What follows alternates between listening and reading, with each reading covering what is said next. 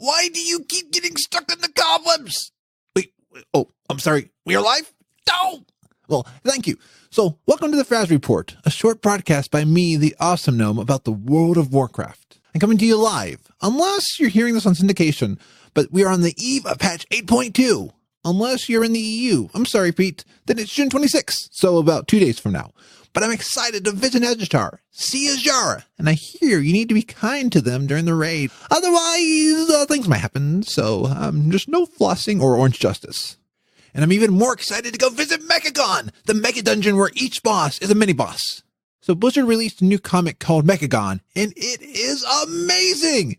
I got the chills! It's electrifying! I loved reading the story of Kerbal finding Mechagon. Oh, this is going to be such a cool story. And the official patch notes are out covering each of the changes happening.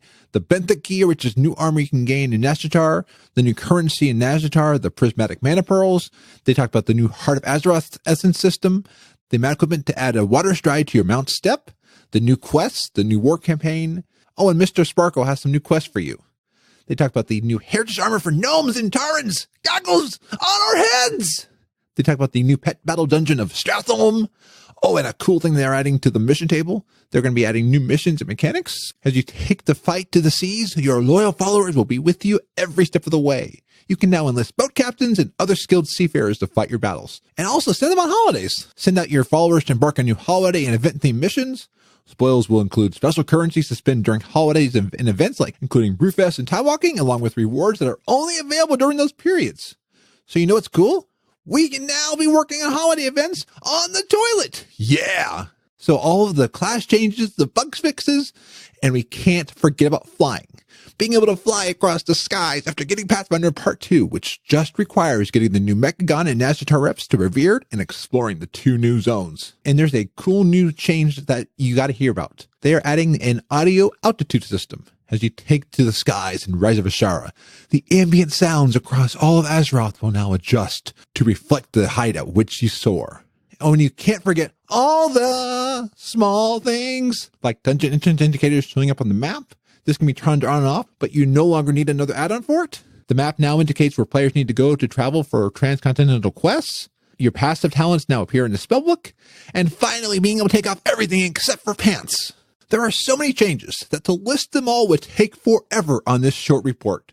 I will, however, talk about them all in extensive, excruciating detail tonight on the Frazley News Hour, which will air later tonight.